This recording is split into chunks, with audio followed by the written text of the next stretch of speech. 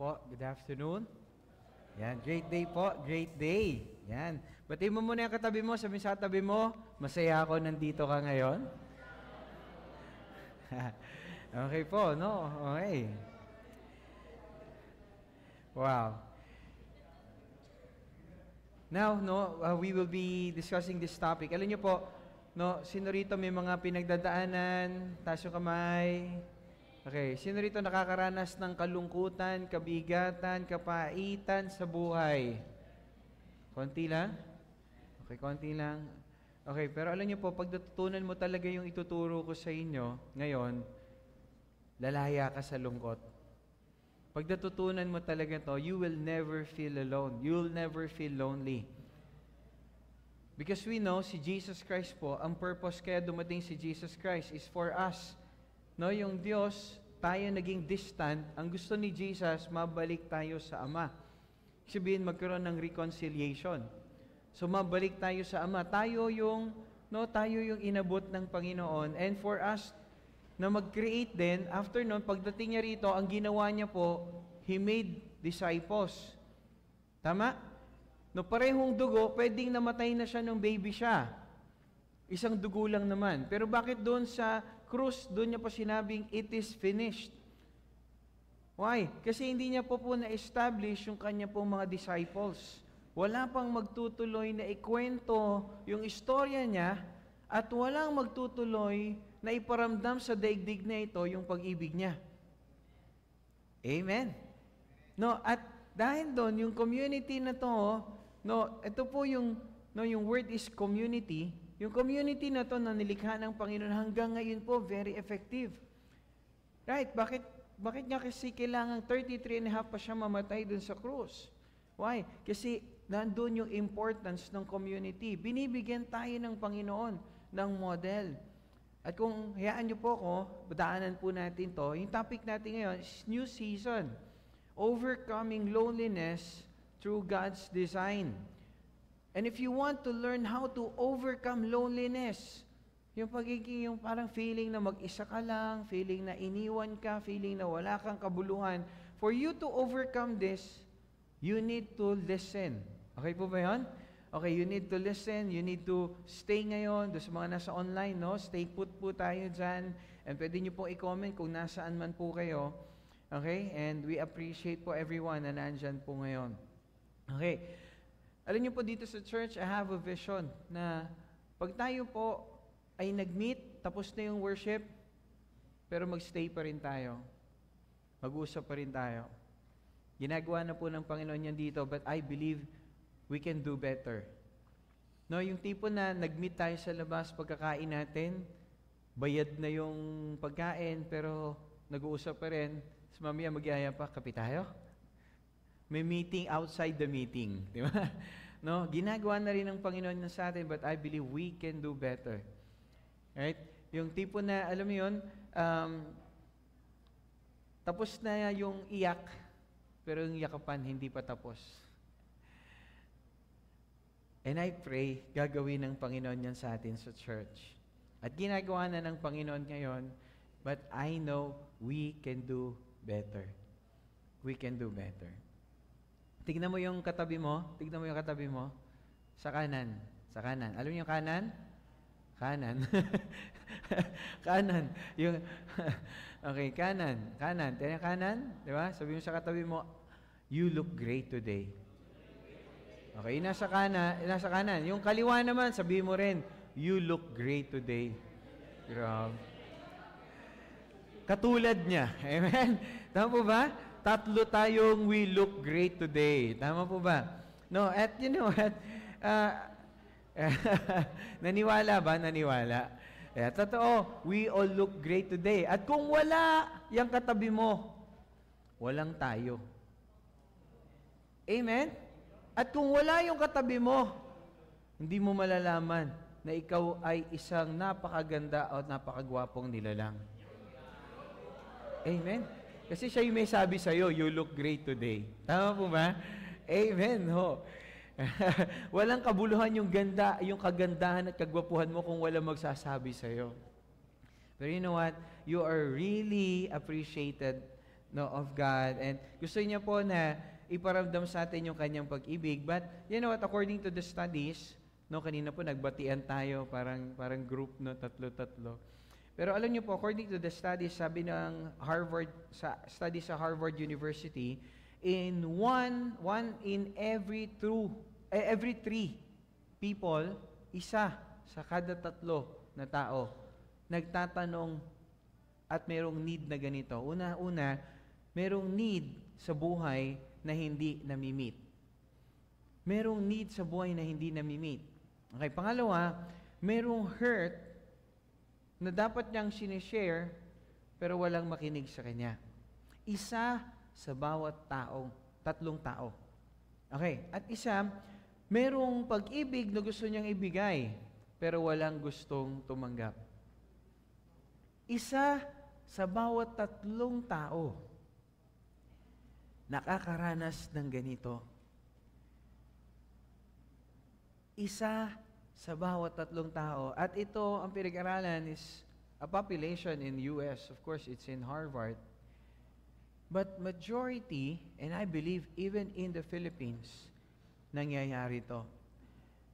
Na merong isa sa kada tatlo, hindi natin alam yung ratio sa Philippines, pero ito ay nangyayari sa panahon natin ngayon. Coming to think, merong social media, pero bakit merong ganito? May mga taong merong need, pero hindi nami-meet. Merong mga taong sugatan, pero gusto nilang i-share din yung storya nila, gusto nilang maayos, pero walang makinig sa kanila. At gusto nilang magmahal, pero wala nang tumatanggap sa kanila. They are discriminated pa, they are judged, they are condemned. They are rejected. Kapatid, alam niyo po, totoo na mayroong normal na grupo ng tatlong tao. Kung titignan niyo po, 36% nakakaranas po ng ganito. Kaya lang tignan po natin mga kapatid, they feel isolated, they feel alone. And the reason is, kasi mag-isa po sila. They are doing things alone. At you know what? God did not intend us to live alone. Ayaw ng Diyos mag-isolate tayo. Ayaw ng Panginoon mag-isa tayo. Amen. Bakit? Tignan niyo po, in the beginning, sabi ng Genesis 1:1, in the beginning, God created the heavens and the earth. Tama po ba? Nilikha ng Diyos yung langit at lupa. At nagsimula siya saan? Sabi niya, let there be light. At nagkaroon ng liwanag. At nagkaroon din ng umaga, nagkaroon ng gabi. At pagkatapos na nagkaroon ng liwanag, nagkaroon din ng lupa, gumawa ang Diyos ng lupa, ng tubig, gumawa din ng Diyos ng mga halaman, ng mga hayop. But after po noon, mga kapatid, ano po nangyari? Merong ginawa yung Panginoon, sabi niya, ang ganda, good. Diba? Lahat na sinabi niya, nagkaroon ng liwanag, good. Lahat nagkaroon ng lupa, lahat good. Tapos nung nalikha niya yung tao, grabe, sabi niya, very good. Tama ba? Tuwang-tuwa yung Diyos nung nilikha niya yung langit at lupa, lahat. Lahat ng yung buong earth, tama? Nilikha niya yung tao, tuwang-tuwa yung Diyos. Pero niyo po, bahaga siyang nalungkot. Doon sa Genesis 2:18, tingnan niyo po, it is not good for the man to be alone.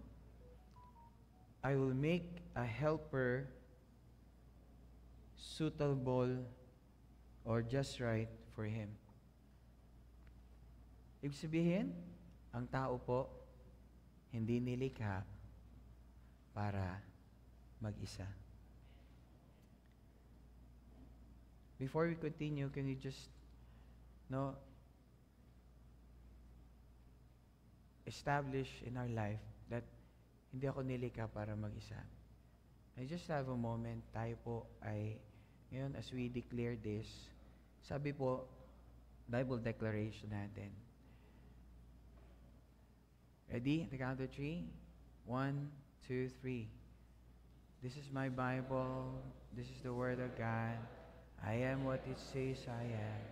I have what it says I have. I can do what it says I can do.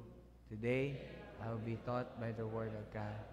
I boldly confess, my mind is alert, my heart is receptive, and I will never be the same again. In Jesus' name. Amen. Father God, thank you as you've been starting with us, Lord, na hindi pala maganda na yung tao ay nag-iisa. According dun sa studies, Lord, 1 out of every 3 individual merong need na hindi na-meet. Merong hurt na hindi po napapagaling. Meron pong longing, Lord, sa kanya pong puso. Merong situation, Lord, na pinagdadaanan. Merong love na walang tumatanggap. And Lord, we pray right now as we engage to your word, Lord, itatag nyo sa amin at gawin nyo magmistulang matabang lupa yung puso na inyong manang for us to be able to receive yung seed of truth na itatanim nyo. And Lord, we know every time, anything na itinatanim nyo, you multiply. And I pray, God, di lang 30, hindi lang 60, but 100-fold. Maximum, Lord. Even 1,000-fold yung tanggapin ng inyo pong mga anak. Thank you, Lord. Bless us, Lord, with your word. In Jesus' name we pray. And all God's people say, Amen and Amen. And you know what? After creating man, nakita ng Diyos, very good, di ba? Nung nilikha yung tao, wow, very good. Di ba? Noong una, puro good. Nung nilikha yung tao, very good. Pero alam nyo, afterwards, sabi niya, it is not good for man to be alone. Not good. Di ba? Ginawa ni Lord, puro good, very good. Tapos biglang naging not good. Bahagya po nalungkot ang Lord. Bakit? Nakita niya yung tao hindi designed mag-isa. Sabi mo sa katabi mo, life doesn't work alone. Malungkot ang buhay mag-isa. Amen? Malamang mag-isa ka. Tama po ba? No, kaya lang, hindi tayo dinesign ng Lord na ganon. Ano po nangyari? Tingnan niyo sabi nung verse 22 to 23, kaya ano ginawa niya? Then the Lord God made a woman. Oh, grabe. No, from the rib, and He brought her to the man. Ano sabi ng lalaki? At last! Whew! At last! The man exclaimed, at last may kasama na ako. Aning sabihin, ang tao po talaga, ang need natin is for us to belong to a community. Say that word, community. No, tignan niyo po, nung nilikha ng Diyos yung tao, He wants community. At tignan nyo, let's go back in verse 26, Genesis 1. Tignan nyo po ang Panginoon nung nilikha niya yung tao. Sabi, then God said, let us make mankind in our image, in our likeness. Ano raw po? Let us make mankind in our image, in our likeness. Hindi sinabing, let me make man in my image, in my likeness. Ibig sabihin kasi, si God Himself is a community. Father, Son, Holy Spirit. Nung nilikha ang tao, ang sabi ng Diyos, let us. Ibig sabihin, ang tao nilikha niya to live a life of community. Hindi para mamuhay mag-isa. Sabi sa tabi mo, you are not designed to live alone. Kaya kung may nag-invite sa iyo sa church, pasalamatan mo ang Panginoon, pasalamatan mo yung taong yung ginamit ng Diyos. Why? Kasi po sila yung ginagamit ng Panginoon because church is never a building. Church, sino ang church? We are the church. Sabi sa tabi mo, we are the church. Tama. Kaya po we need to understand, God is creating a perfect community. Ano yun? Ama, Anak, Espiritu Santo. And you know what? Si Lord, hindi niya po nilikha yung tao dahil nalulungkot siya. God created man for us, no, because He is love. He wants to teach us, anak, love ako. That's why I designed man, hindi lang magmahal sa akin, kundi magmahal dito. We are created community. So, ibig sabihin yung Ama, Anak, Espiritu Santo, sila po ay community. That's why we really need to establish yung community. And you know what? Yung love po, hindi lang yan yung ginagawa ng Diyos. Siya talaga yan. Kaya kung gagayahin natin at mamumuhay tayo ayon sa design ng Diyos, living in a community, living, with love of God, nagagawa natin yung greatest command, loving God and loving people. Kaya yung cross ganun, hindi lang siya ganun eh. Yung cross ganun din. Bakit? We are created to love God and not just to love God, but to love people as well. To share the love of God. Ibig sabihin na tinuturo ng Lord sa atin is community. Mahal tayo ng Panginoon. Amen. Sabi sa tabi mo, love na love ka ni Lord. At sabi sa tabi mo, I also love you with the love of the Lord. Amen. No, at tingnan niyo po, tingnan niyo early church. Paano po sila? Talaga pong, alam niyo po, talagang in-embrace to ng early church. Tingnan niyo po yung early church, paano nila in-embrace to. No, tingnan niyo po, nakita nila yung need. Kailangan natin yung isa't isa. Kailangan natin ng community. No, tingnan niyo po, sabi rito, Acts chapter 2 verse 46, sabi, every day, say that, every day. Sabi sa katabi mo, every day. O, sabi sa katabi mo, tapikin mo yung dulo ng balikan, sabi mo, every day. Tayo once a week lang. Dito sa church. Tama? Pero sila, every day, hinahanap nila yung community na yon. They engage to that community.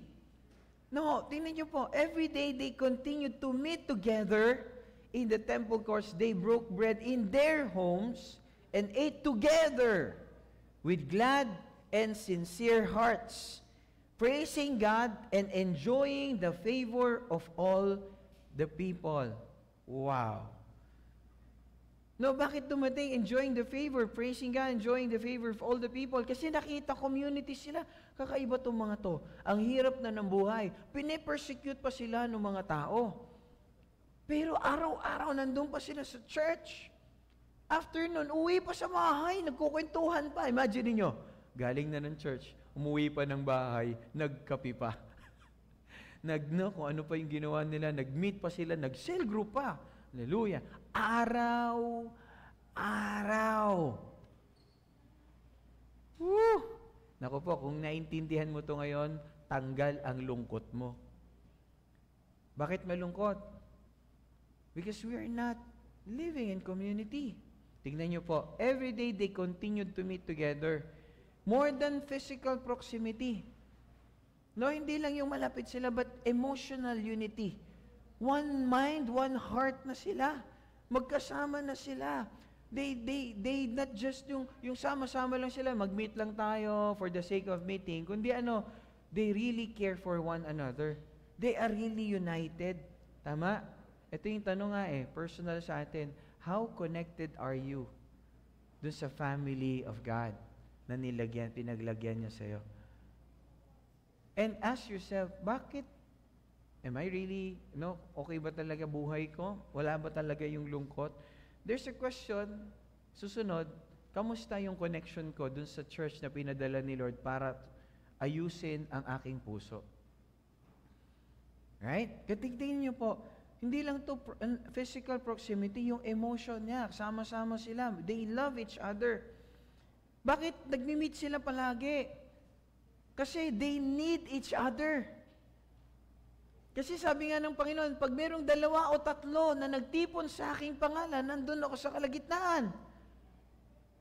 Amen.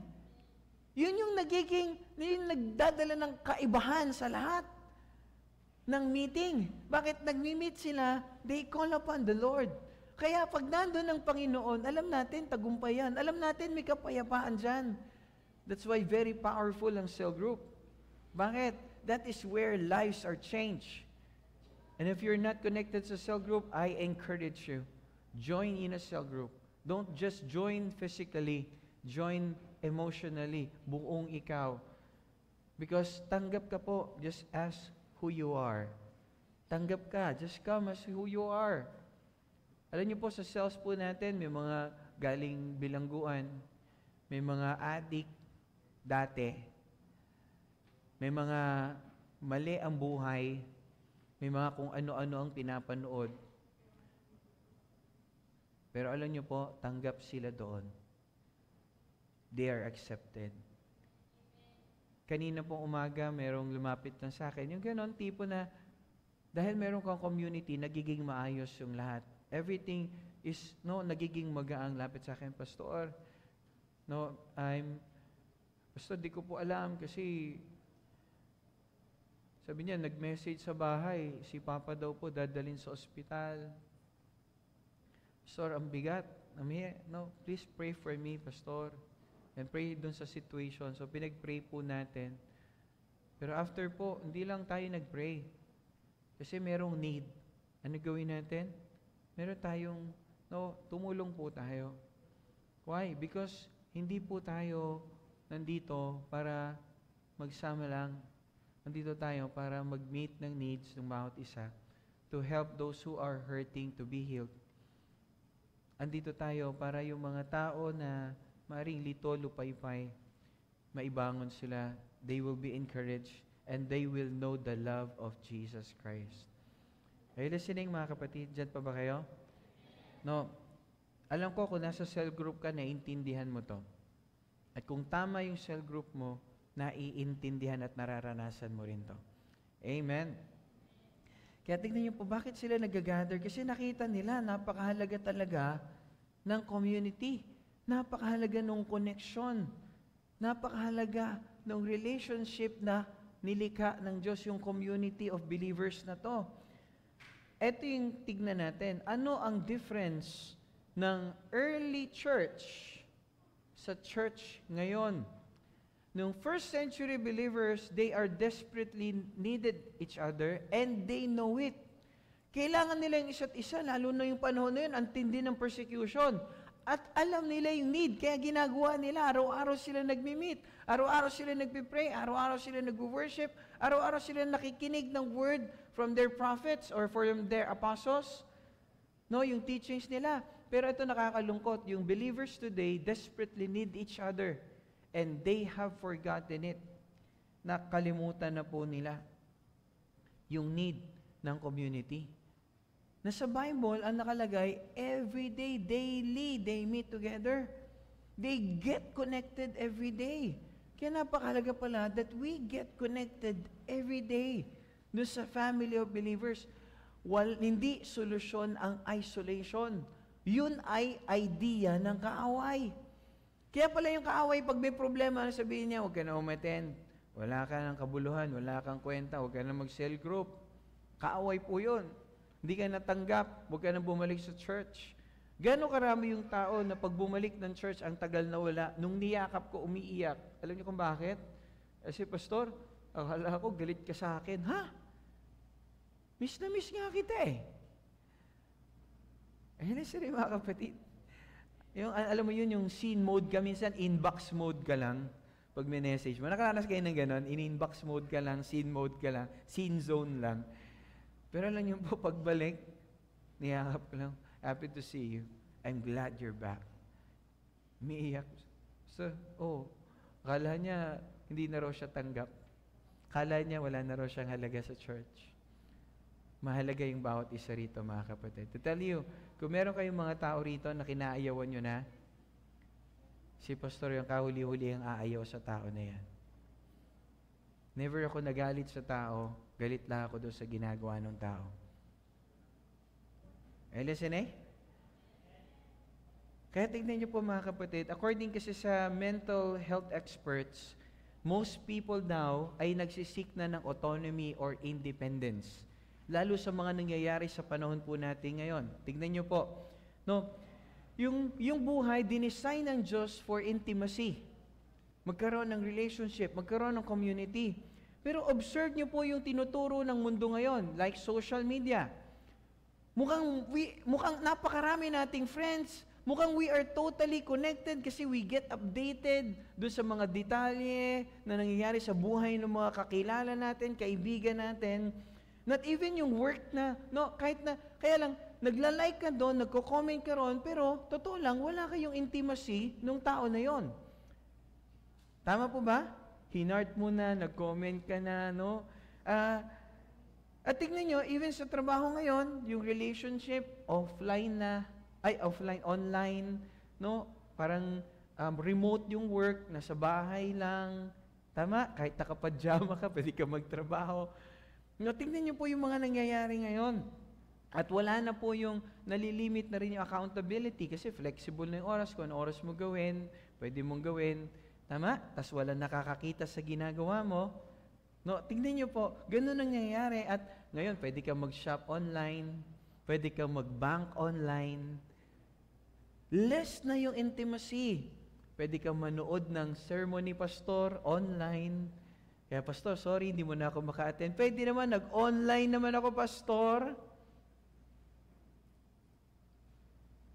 But alam niyo po, yun na yung mundo natin ngayon.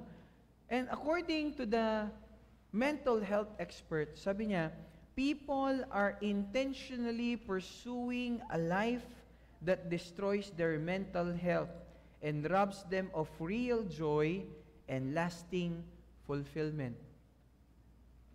Akala natin, nadadaya tayo ng kaaway, akala natin we are totally okay.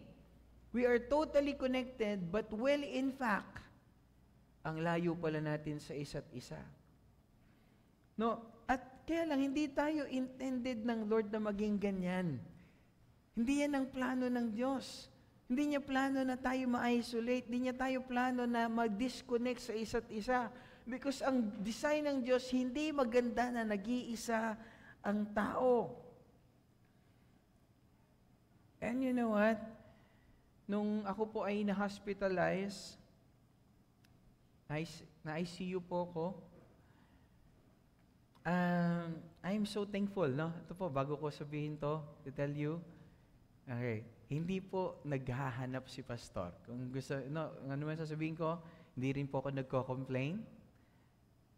Sinasabi ko po to, and I appreciate every effort of love na ginawa po ninyo. No? And nung nasa ICU ako, I had the privilege naman, binibigyan naman kami ng cellphone privilege. Nagpo-post lang ako daily ng picture ko, morning, naka-picture doon sa window, that thanking the Lord with the verse, thanking the Lord sa buhay na binibigay niya sa akin araw-araw. And ang daming comments, ang daming reactions, Pastor, we're praying for you, Pastor, andito kami, declaring healing over your life. Okay? Ang dami po nun. Ang dami rin nag-message, nag-voice message. Kasi voice message lang din sagot nila kasi voice message yung nasisend ko. Ang hirap mag-type. Ang haba. Di ba? So, voice message. Some called. Pero alam niyo po, what I really appreciate ay may mga taong pumunta who visited me at iilan lang po sila. Paid a visit, para lang sabihin, Pastor, we're here. They prayed for me. And I thank the Lord for that. Again, hindi po ako nagko-complain. Hindi po ako naghahanap. Sinasabi ko lang to because I know we can do better. We can do better. Let us not be a church na nandun lang tayo to react doon sa pusuan yung mga post, mag-comment sa mga pinagdadaanan nila. Let's be there to go there. Huwag yung may nakakita ka lang, may condolence, I pray for healing. No. Tawagan mo. No. Puntahan mo, kumato ka. Nandito ako. Ay listening mga kapatid, and I'm praying, yun ang gagawin ng Lord sa atin. Remember, again, hindi po ako nagrereklamo. hindi po ako naghahanap. Bakit ko sinasabi to? Because I know we can do better. Okay po? Okay ba yun? Kahapon po, birthday ko. No, I just shared a post na nilagay ata, I think, GUCCL 13 yun. Ang dami nag-react, ang dami pong bumati, ang dami po nag-message, PM, no, ang dami po na, ano yun, nagpa-abot, bumati, nagmano, no, kasi po kahapon, birthday ko po, nasa retreat po kami ng mga kalalakihan, no, ng estudyante ng Galilee. So next week naman po mga kababaihan, no, and birthday din po ni Anyon. No, ang birthday namin 1 week apart, no. Okay? Yung eldest ko po bukas. No, naisip ko rin, sabi ko, Lord, Sabado, may reason na pwede kong tanggihan.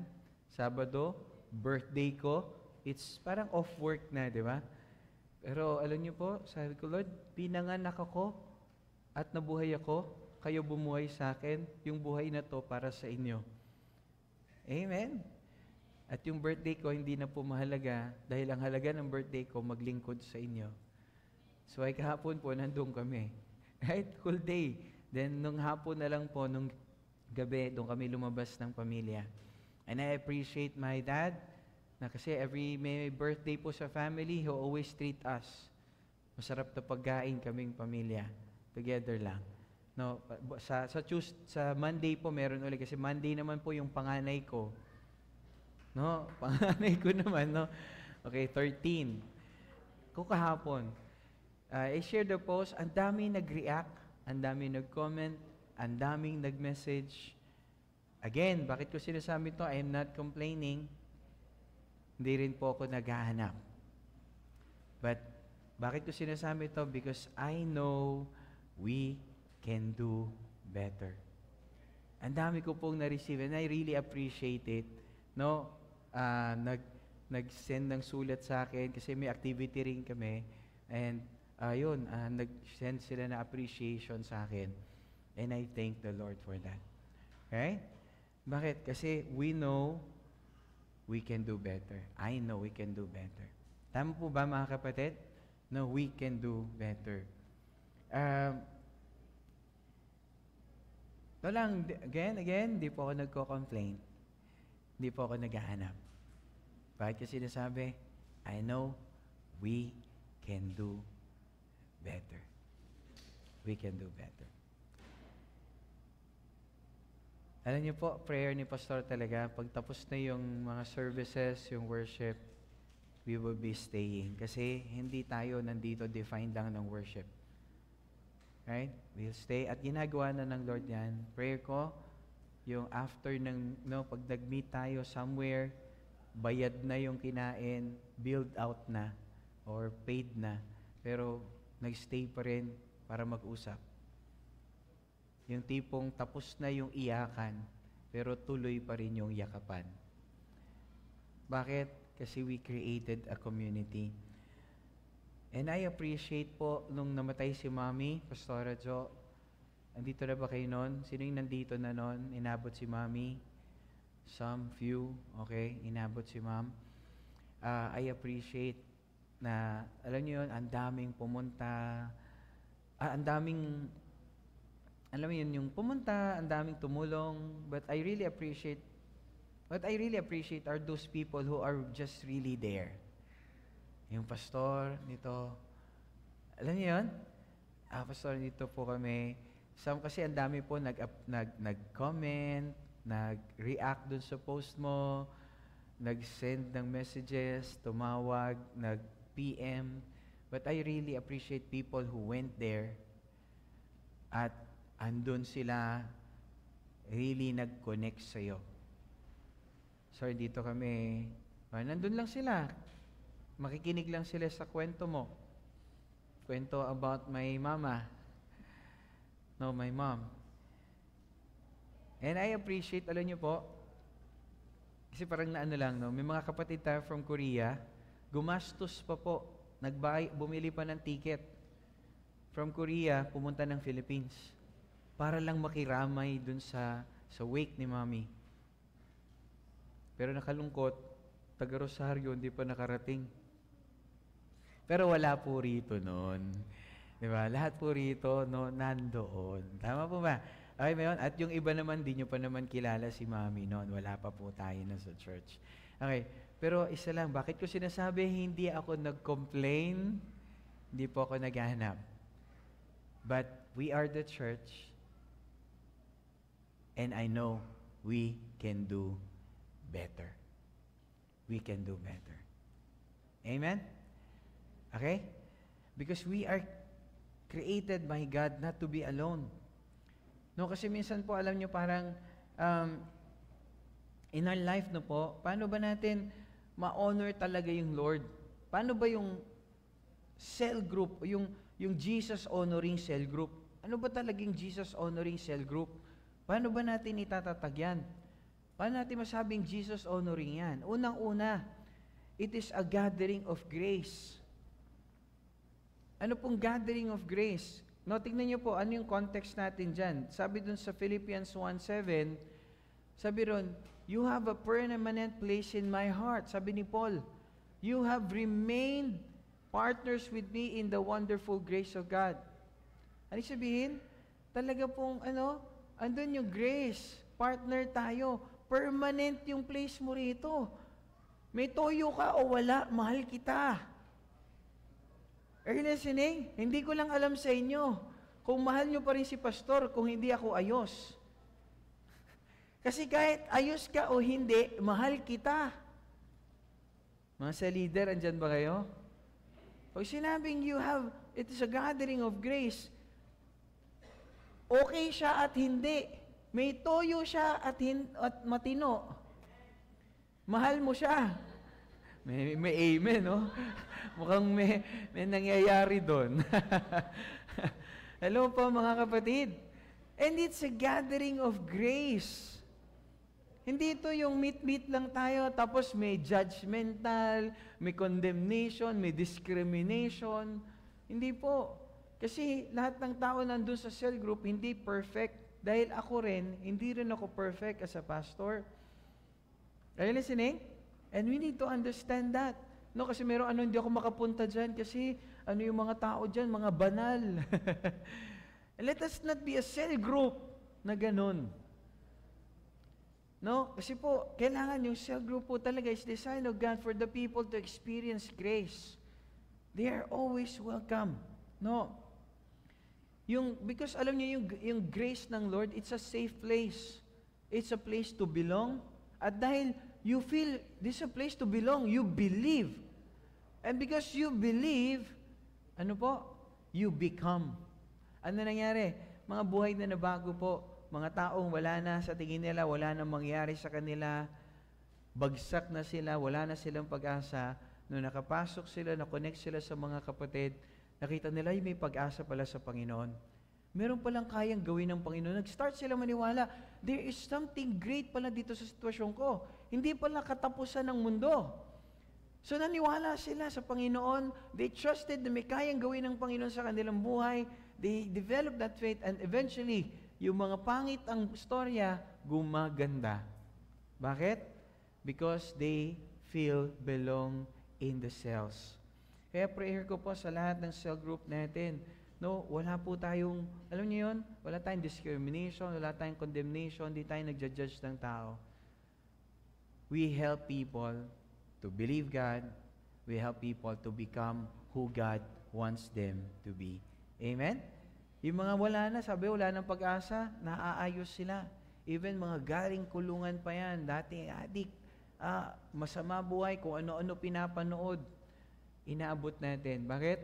Kasi mahal sila ng Panginoon. Amen? And we are the church. Amen? Palakpakan natin ng Panginoon dahil doon. Amen. Alam niyo po, it's a place na welcome yung mga tanong natin. No, welcome po yung mga duda natin, welcome yung mga hurts natin, yung addiction natin, yung mga bagahe natin, diyan natin dinadala. Yung depression natin. Because it's a gathering of grace. It's a safe place. Hindi ito yung lugar pag nag-share ka ng mga pinagdadaanan mo, i-judge ka, i-condemn ka. No, tutulungan ka para maging maayos yung buhay mo. Sa leaders, andyan ba kayo? I pray. You're praying, ganito yung cell group mo. Amen? Dahil isa ka rin na pinagtiwalaan kahit hindi ka katiwa-tiwala. Ikaw rin ay pinatawad kahit hindi ka kapatawad-patawad. Because that is grace. Amen? Say that word, grace. At next thing, ano raw po yung Jesus honoring na cell group? It's a gathering of healing. Ano yung gathering of healing? Tignan nyo po. Nagko-confess tayo sa Diyos para patawarin tayo. Tama? Pero nagko-confess tayo, ano sabi ng Scripture? Therefore, confess your sins to each other. It's a community. And pray for each other. Then after, ano mangyari? So that you may be healed. Healing happens in the community. Nung tinanggap mo si Jesus Christ, you are part of His family. Amen.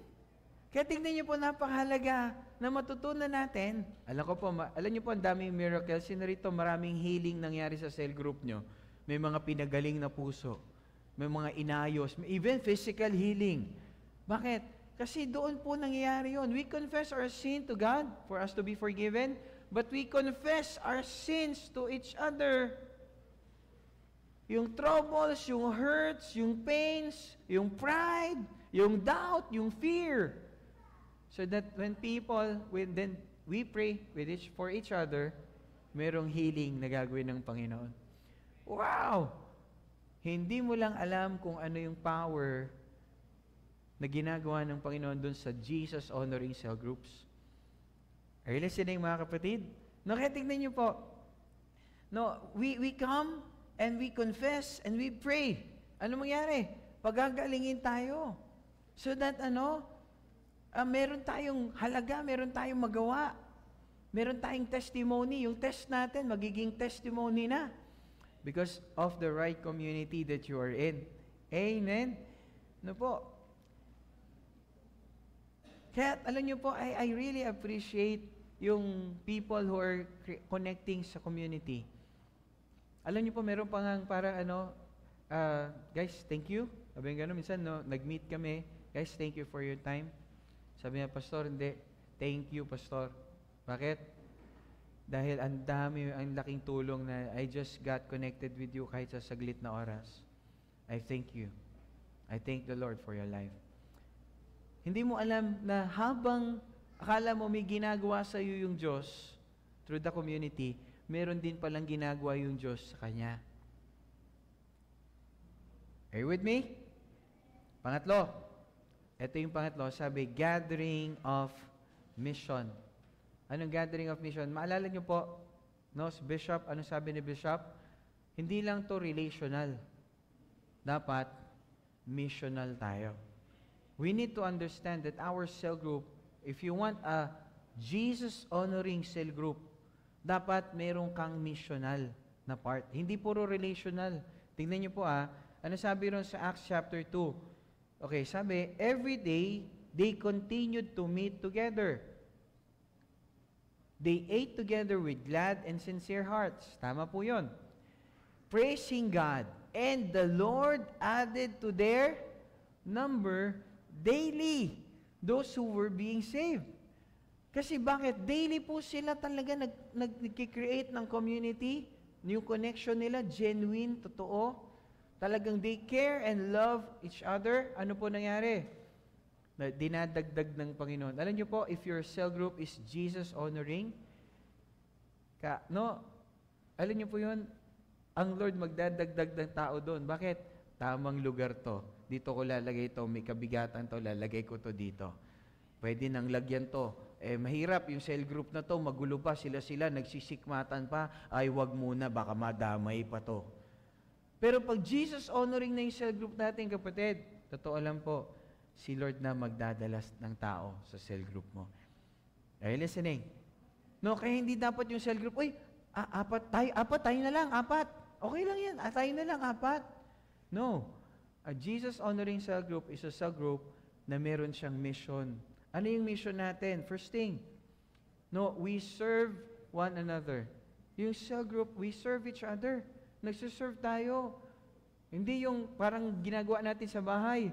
Di ba? Binigyan ka na ng plato, binigyan ka na ng kutsara, tinidor, tapos nilagyan ka na ng pagkain. Tama? Tapos pagkatapos mo kumain, iniwan mo pa yung plato. Tapos may kalat ka pa doon sa paligid. Ganun ba yon? Hindi. When we serve, we do serve. Amen? No, isipin mo, ikaw ang maglilingkod, hindi ikaw ang paglilingkuran, just like our Lord. We show hospitality to one another. We show hospitality. Alam ko, Pilipino tayo, magaling tayo dyan. Kasi alam niyo po yung Pilipino, anong ugali ng Pilipino? Tayo yung original na may lipat bahay na walang truck. Naintindihan niyo ba yun? Ngayon po yung lipat bahay, may truck. Nakikita niyo, tumatakbo yung kubo. Pero dati yung Pilipino, bayanihan.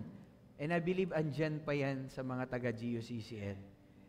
Yung nagtutulungan sila, walang bayad yon, maaaring pinamerienda lang sila. At least, sabi mo, huwag kang bumitin, ha? Baka bumitin lang no? Pabigat pa, no? Okay, yung iba naman, nakaganon lang. Di ba? Ay, mukha namang nandyan ako. Hindi po. When you say, we show hospitality to one another, we really do care. We help. We lift up each other. Be kind to one another. Let's make our cell group, ito yung place, kasi alam mo, ang dami ng dinaanan sa bahay. Ang dami ng dinaanan sa trabaho. Tapos pagdating doon sa cell group, ginarote mo pa. Tama, minali mo pa siya doon sa pinagdadaanan niya. Hindi po No, and it's a time for us to encourage one another. Tanong ko sa inyo, sino rito kailangan mo na encouragement? Taas yung kamay, kailangan mo? Bukas, maaring yung iba sa inyo di nagtaas. Bukas, kailangan mo na encouragement sa isang araw. That's why, if you have a community, if you have a cell group, if you're joining a cell, people may help you get encouraged. Amen? No, tuloy-tuloy po tayo. Bakit ginagawa ng Lord yan? Because of the presence of God. Carry one another's burden. Ito po, bakit maraming umayaw, nabibigatan, nahirapan, umayaw na? Bakit? You are not designed to carry your burden alone. It is not good for man to be alone. Kaya ano sabi ng Scripture? We are here to carry one another's burden. Hello po. Hindi mo kaya mag-isa. May mga bagay na kaya natin tayo, pero may mga bagay sa diyang nilikha ng Diyos, mapagtatagumpayan mo lang with the community. Kaya sabi niya, carry one another's burden. And I believe yan yung sinasabi nga Pilipino, ano raw? Alam na natin yan, marunong na tayo yan. Bakit? Likas na tayo dyan. And I believe nandito pa sa GUCCL yan, yung nagkikarry ng burden ng iba, tumutulong siya para maging magaang yung anumang dalahin. Amen? Are you listening? Alam niyo po ano pwede natin gawin bilang church? As Galileans, ano pong gagawin natin? Ano po yung posible? Hindi natin kayang solusyonan yung problema ng mundo lahat. Pero as a community, we can start here. We can start na palakasin natin yung cells natin. Gawin natin kung ano yung posible. Mag-meet tayo ng need ng community natin. Let's meet tayo muna. I-meet natin yung needs ng bawat isa. Let's help each other out. Totoo lang, to tell you, hindi ko kayo kayang mahalin lahat. Pero salamat po dahil may mga leaders tayo who can share that burden with me. Amen? Kahapon po, grabe, 140 plus yung mga kabataan. Nandito po, no? I think mga 140 plus, more or less. I cannot do it alone. But I thank the Lord kasi meron tayong team. Amen? Pwede ba nating palakpakan ng Lord doon? No? Hindi ko po kaya, pero salamat dahil merong team. And even dito sa church, I cannot do it alone. I need the help of the primary leaders. I need the help of the cell leaders. Hindi ko po kayang mahalin lahat. Amen? Kay Lord pa lang. Di ba? Puno na yung puso ko. May misis pa ako. May mga anak pa ako. Right? But salamat po sa Panginoon. Because andyan po kayo, we can be able to love more people. Alam niyo po, prayer ko, dito lang tayo. Una, tayo muna. Tapos eventually, yung tayo mamaya, we can impact na rito sa Rosario. At kung anong ginagawa natin dito sa Rosario, we'll be able to help people here sa Rosario. Tapos nandito na tayo sa Rosario, eventually we will be able to help Cavite. At kung ano yung ginagawa ng Lord dito sa atin, sa Rosario, pwede nating magamit. Maybe some people, ano ginagawa niyo sa Rosario? Bakit nagiging ganyan? And some of us, maari i-raise up ni Lord for you to become mga missionary workers. Ikaw yung ipapadala ng Lord sa mga lugar-lugar so that we can be a blessing sa ibang tao. I don't know, maybe somewhere province, maybe sa Bicol, sa Laguna, somewhere. No, in the Philippines. Maybe some Visayas, some Mindanao, and some sa ibang bansa, Asia. Hindi imposible, pero posible pag ginawa lang natin yung maliit na bagay. Bakit? Because we are a community. We are the church. Amen? So sa atin, we are the church. We'll be able to help more people. Yan po yung prayer ni Pastor.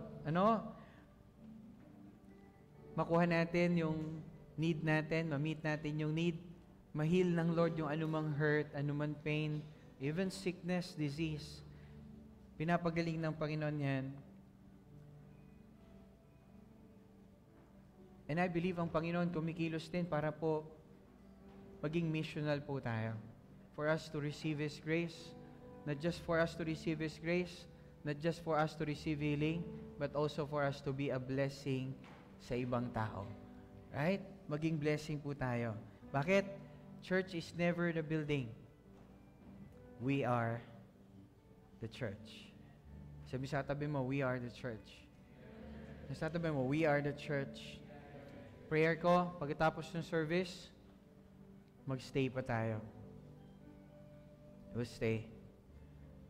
Ginagawa ni Lord yan. Tama po ba? Pagkatapos na ng mga cell groups or mga meeting outside or bayad na yung bill pero andun pa kayo. After, yaya tayo, coffee pa tayo. May meeting outside the meeting. Amen. Sino gusto ng ganon? Amen. No. And we're not just there for the coffee, we're there for them. We're there for each other. And alam niyo yun, ang sarap din yung tapos na yung iyakan, pero tuloy-tuloy yung yakapan. Bakit? Kasi we are the church. We are the church. So, oras ito, pwede ko po bang anyayahan yung lahat? Pwede ba tayong lahat ay tumayo ngayon? Let's come to the Lord.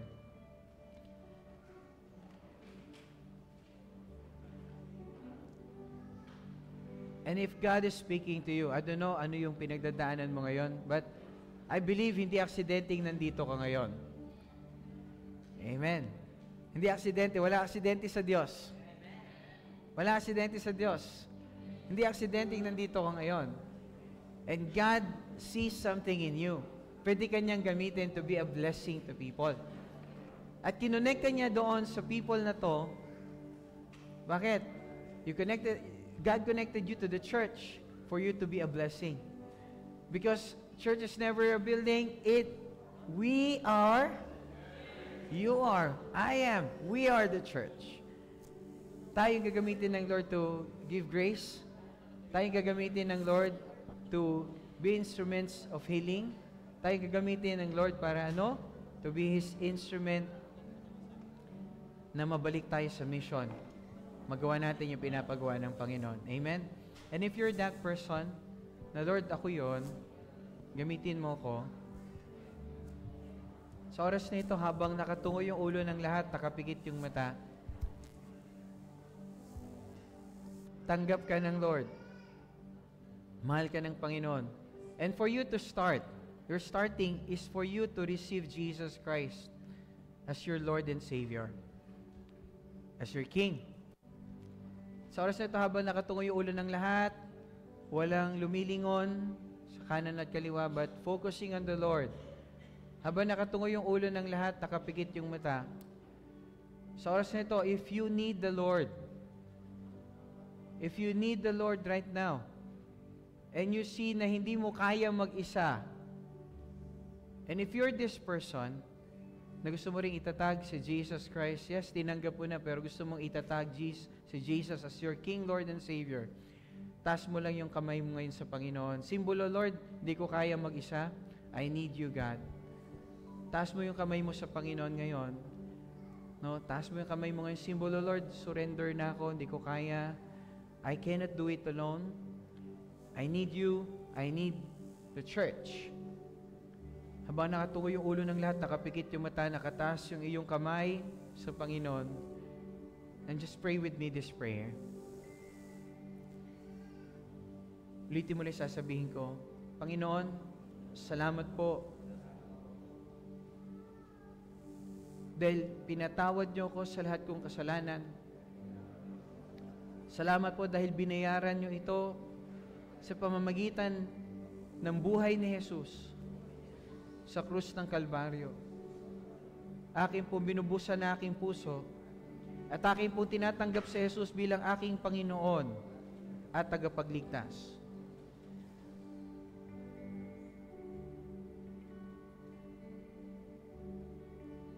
Hari na masusunod sa aking buhay, na mula po ngayon at habang ako po ay nabubuhay, na naising ko po na sumunod sa inyo at bigyan kayo ng kaluguran. Gamitin niyo po ang buhay ko para maging pagpapala po sa iba.